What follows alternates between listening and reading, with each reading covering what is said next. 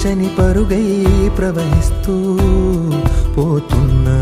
ఏం చూస్తూ ఉన్నానే వెతికానా ఏదైనా,